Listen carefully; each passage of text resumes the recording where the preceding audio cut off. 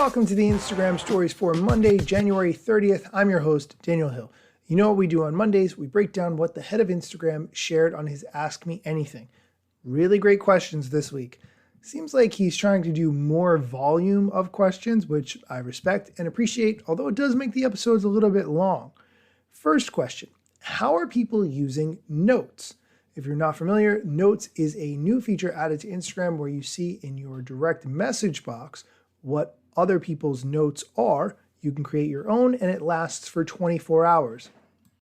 Notes are often used as conversation starters. So you can say, looking for ideas for what to do this weekend, movies to see, books to read. But we often see them used just ways to see what other people have to think about different questions. And often people just use it as a status update to tell people what you're up to, specifically people you follow who follow you back. We see it used a lot more with teens than non-teens, but usage is growing and we're excited about it. I like the stat he mentioned about how more teens are using Notes than non-teens. I think if you are marketing to teens and you have teens who follow you, this would be a really good avenue to explore using and see how your engagement differs. I really like that concept. Next question. Do you boost content for some creators? Now the word boost is interesting. Typically on Instagram, you see the word boost when it comes to putting marketing dollars behind posts. But in this specific case, the person is asking, do you expand the reach of posts from some creators? Here's the answer. So in terms of content or photos and videos from accounts you follow, what we try and do is just show you what we think you're the most interested in. So we don't try to boost any creators. We do try to value original content more when we understand it, but that is always a bit difficult to understand. Now in recommendations, where you're seeing a photo or video because Instagram is recommending it to you, not because you followed an account, we do tend to favor creators. So we look for ways to give creators more incremental reach through recommendations across all different recommendation services. So Explore, Video Chains, the Reels tab, across the app. Next question. Do you find new creators on your Explore page? Here's his answer. Yeah, I find creators in Explore and then recommendations in general. So recommendations in Feed and the Reels tab all the time. Often I go down a bit of a rabbit hole based on one interest. Maybe it's dancing, and then I start to see more videos from other creators and you kind of discover some amazing people. I try to highlight a new creator every week on Creator Spotlight on Mondays, but if there's other ways you'd like to see us surface creators, let us know. We're going to take a quick break. When we come back, we're going to talk about adding hashtags to posts later, scheduling reels, and whether or not someone gets notified if you take a screenshot of their stories.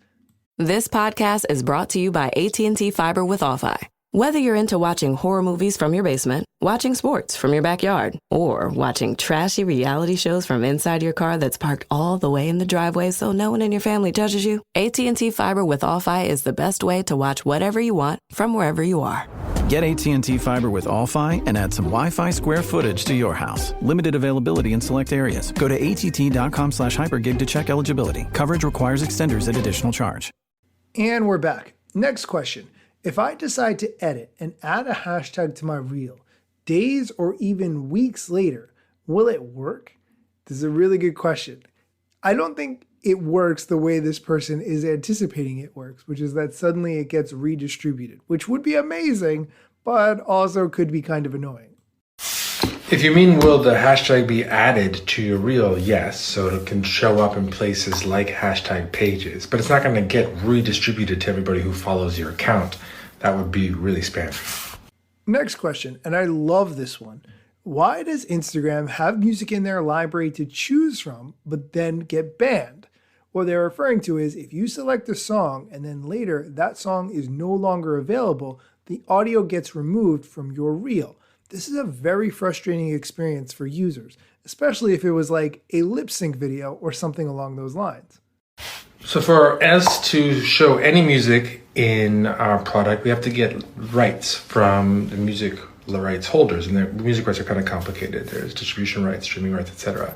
Sometimes we lose those rights. So if we lose those rights retroactively, then we have to take that song out of our catalog. That's what can happen when something that was okay no longer, essentially you lose your audio. What we try to do in that moment is to give you the opportunity to switch the audio, which sometimes is reasonable and sometimes doesn't work at all. But we want to at least give the creator that choice. I'm going to go on record as saying that I find this to be an absolutely ridiculous problem to have. Clearly, millions of dollars are getting traded back and forth between companies with extremely large budgets. Why not just solve this once for all time? Or solve it in 20-year increments? Why would you do year to year or even 6 month or whatever increments you're doing that is causing this problem to happen?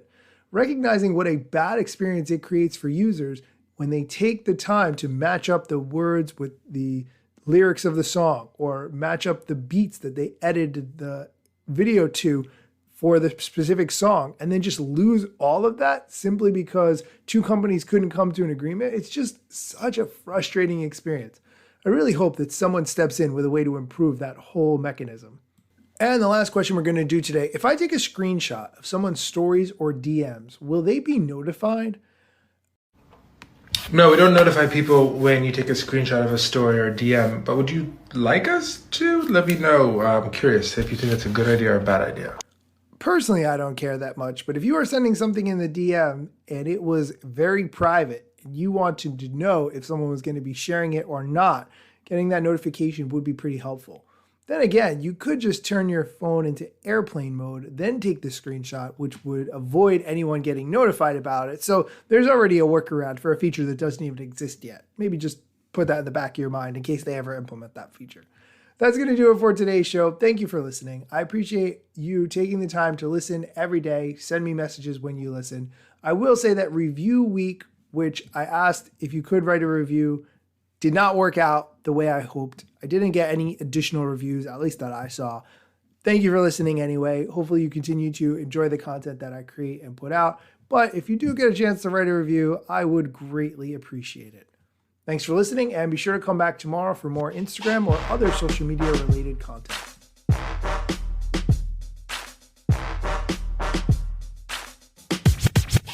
I'm not yet a member of the Instagram team, but my podcast covers many Instagram themes. But the name, image, logos are trademarks of Instagram and the LCC in the USA and every territory. Everything I publish independently. Until they let me run my team and start to pay my salary. Not sponsored or endorsed, no lies, no fallacy. I use their logo with permission, not malicious or callously. No trademark violation, filling all criteria. Follow me on Instagram or Twitter at Daniel Hill Media.